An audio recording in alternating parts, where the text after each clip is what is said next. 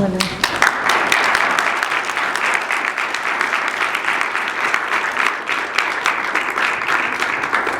Muchas gracias, Ignacio, muchas gracias a todos ustedes por estar aquí. Me estoy congelando, pero voy a intentar leer sin que me tiemble la voz. Bueno, intenté responder a la petición de Ignacio Padilla sobre el credo. No sé qué tan bien salió, pero a ver qué fue lo que dije, ni me acuerdo. En América Latina existe una gran tradición de cuentistas y cuentos emblemáticos que todo el mundo cita al hablar del género. Pienso en El guardaújas de Juan José Arreola, Continuidad de los parques de Julio Cortázar, El dinosaurio de Augusto Monterroso, El almohadón de plumas de Horacio Quiroga, por mencionar solo algunos, los más conocidos, bueno, muy típicos. Sin embargo, al esbozar una definición o un credo acerca del cuento, no podemos tomar como referentes solo aquellos que se han escrito en nuestro idioma y en nuestro continente. En otras lenguas, la escritura del cuento tiene reglas distintas que pueden resultarnos útiles según la historia que necesitamos contar. Yo, por ejemplo, estoy convencida de que un cuento debe ser sucinto y económico. No debería extraviarse en subhistorias, pues perdería fuerza y eficiencia. Sin embargo, en lo que se refiere a la extensión, no soy tan estricta. Cuentos como El Horla de Guido Maupassant, La caída de la casa Usher de Poe o Muerte por saudade de Enrique Vilamatas son más extensos de lo que quisieran los puristas y sin embargo son magistrales. Coincido con Julio Ramón Ribeiro en que no hay cuentos sin historia. Si la historia es real, dice él, debe parecer inventada, y si es inventada debe parecer real. Otro punto que subraya, y estoy de acuerdo con él también, es que el cuento puede hacer uso de una infinidad de recursos narrativos como el diálogo, la elipsis, la epístola o textos ajenos, siempre y cuando estos apoyen a la historia principal en vez de diluirla. En lo que a mí respecta, nunca empiezo a escribir sin una idea previa y sin saber hacia dónde quiero llegar. No importa si al final se cumple o no el camino trazado inicialmente. Tampoco tomo en consideración la opinión o el juicio que tendrán mis lectores, amigos o parientes. Solo después de terminar el primer borrador, pienso en la transparencia del texto. Entonces sí me aboco a corregirlo durante horas y una vez alcanzado el punto de hartazgo, lo doy a leer a otros narradores en quienes tengo confianza. En su decálogo del perfecto cuentista, Horacio Quiroga recomienda: no adjetives sin necesidad. Inútiles serán cuantas colas de color adhieras a un sustantivo débil. Si hallas el que es preciso, él solo tendrá un color incomparable. Pero hay que hallarlo. Estoy de acuerdo con ello. Quiroga también recomienda no escribir bajo el influjo de la emoción. Sugiere dejarla morir y solo entonces evocarla. En esto, en cambio, no coincido con él. Creo que la emoción es un enorme motor para la actividad creativa y que un primer borrador puede beneficiarse mucho de su fuerza. Sin embargo, en la fase de corrección es mucho mejor trabajar con la cabeza fría y el juicio atento e implacable, pensando solo en el texto como un producto independiente y con coherencia propia.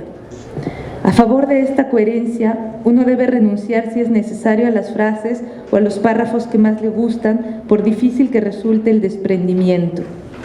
Es importante acompañar a un cuento hasta el momento de la imprenta, pensar en él obsesivamente y mejorarlo hasta donde sea humanamente posible.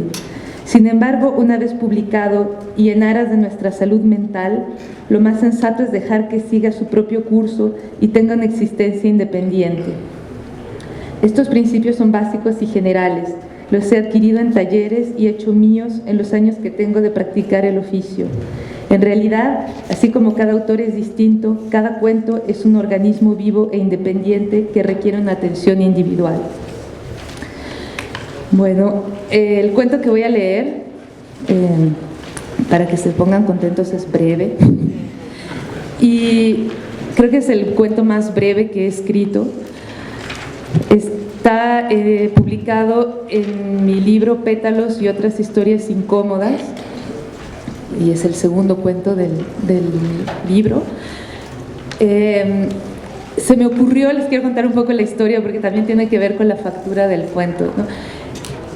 Un amigo mío que es escritor cubano, que se llama Armando Suárez Cobian, me invitó un día a su edificio y me dijo: quiero que conozcas mi ritual de los jueves.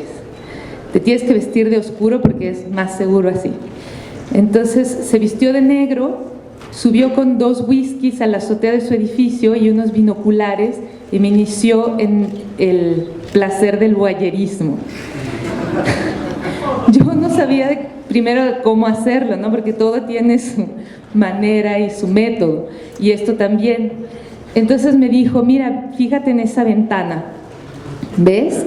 Yo veía una línea vertical y veía una protuberancia que salía de la línea esa, y me dijo: la línea es una cortina.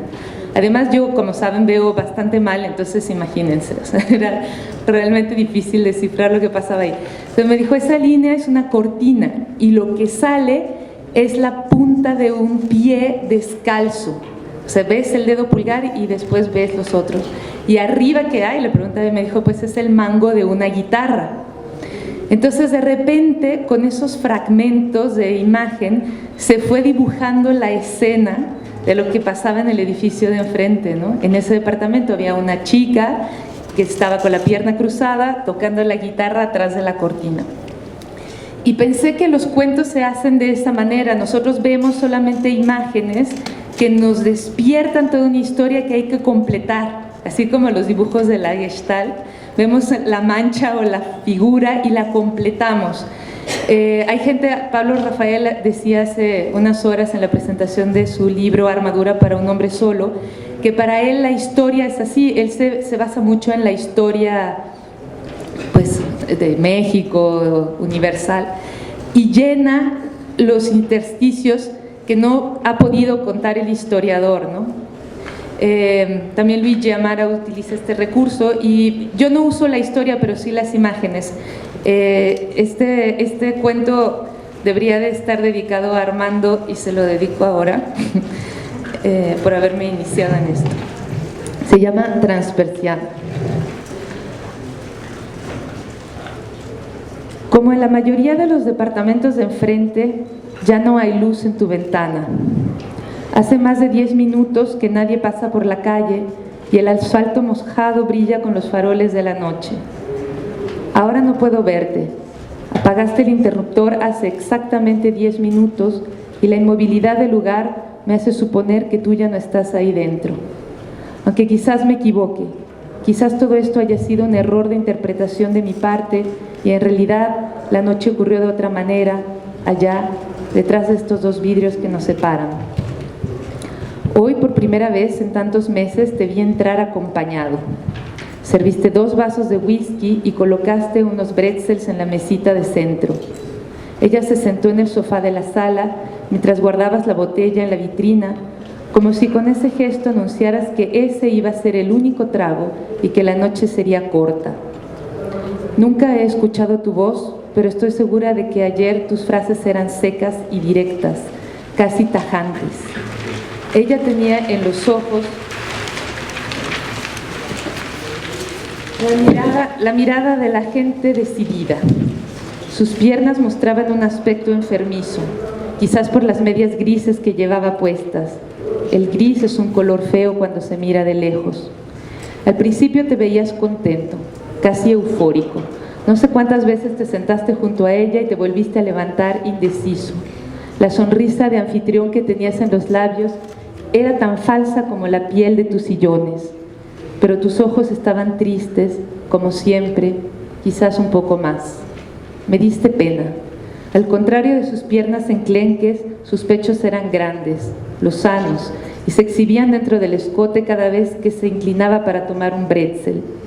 Su vestido negro y flojo invitaba a desnudarla. Te sorprendí varias veces dejando rodar tus grandes ojos tristes ahí dentro. En ese momento me habría gustado ser ella, estar en su lugar con las piernas abiertas, triunfante, sabiéndote hipnotizado por sus brazos y su cuello, por los pechos y el escote que movía despacio pero eficazmente, como se mueve el timón de un barco con rumbo decidido.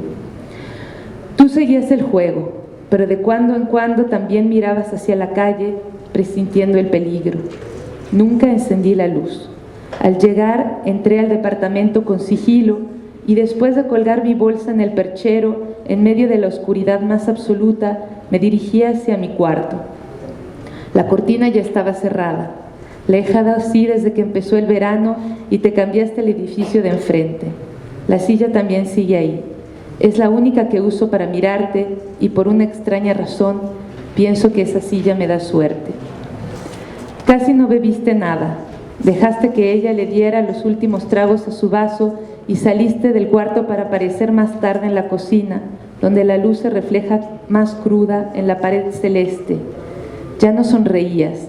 En tu cara había más bien un gesto de aburrimiento, una mueca indescifrable, como cuando un niño está a punto de comenzar una rabieta. Te vi sacar unos hielos del refrigerador, otra cajita de pretzels y un objeto alargado que envolviste en una servilleta, pero no volviste a la sala enseguida. Dejaste las cosas que habías tomado junto al fregadero y encendiste un cigarro. En la ventana de la sala ella ajustó sus medias grises, el escote de su blusa y se quedó inmóvil unos minutos esperando. Ya no había nada en su vaso, pero no tomó la iniciativa de levantarse y de ir por la botella. Parecía no saber qué hacer. Después de un par de fumadas te vi abrir la ventana y apagar el cigarro en el balcón. El viento no consiguió borrar de tu cara aquel gesto contraído. Cerraste de nuevo y permaneciste unos minutos apoyado en el dintel. Las persianas estaban a media asta, pero aún así era fácil adivinar tu silueta. En ese momento me invadió un ligero malestar, una suerte de vértigo. Alcé la cara y te vi desabrochar el cinturón con los movimientos urgentes de alguien que se sofoca. Durante unos segundos pude observar tu miembro erecto antes de que tu mano comenzara a mecerlo con velocidad y fuerza. Me sorprendió que fuera oscuro, del mismo color que tus ojeras. Abajo, los calzoncillos sobre los zapatos. Arriba, tu boca entreabierta. ¿Qué iba a pasar si de pronto ella entraba a buscarte en la cocina y te encontraba ahí, masturbándote en medio de una cita amorosa como quien ha sido invitado a un banquete y antes de sentarte a la mesa ataca ferozmente el refrigerador? Ella seguía esperando en el sofá, ahora con las piernas juntas. Parecía una niña castigada que no acaba de entender la falta que ha cometido. Yo, mientras tanto, te veía hacer desde mi cuarto. Comprendí que me sentía abochornada. Era como si de pronto el intruso fueras tú y yo la víctima de tu indiscreción. Empecé a sentir humedad en los muslos, una humedad urgente como tus movimientos. Sin pensarlo, abrí un poco la cortina para que me vieras, como en un intento vano por robarme tu último jadeo. Pero la luz seguía apagada en mi cuarto y mi gesto de imprudencia no alcanzó tu mirada, perdida ahora en el vacío. Tu mano siguió acelerando el ritmo más y más hasta que por fin disparaste contra el vidrio y sin saber por qué me sentí más ligera en ese momento. Acto seguido, sin un gesto de limpieza, volviste a cerrar el pantalón. La expresión de tu cara había cambiado. La luz azulosa y cruda de la cocina se apagó y reapareciste en la sala donde ella te recibió expectante.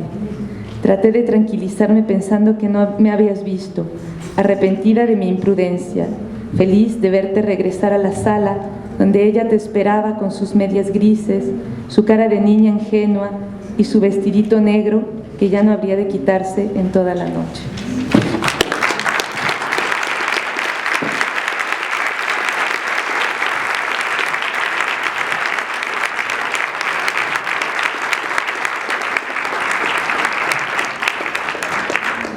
Muchas gracias, Guadalupe.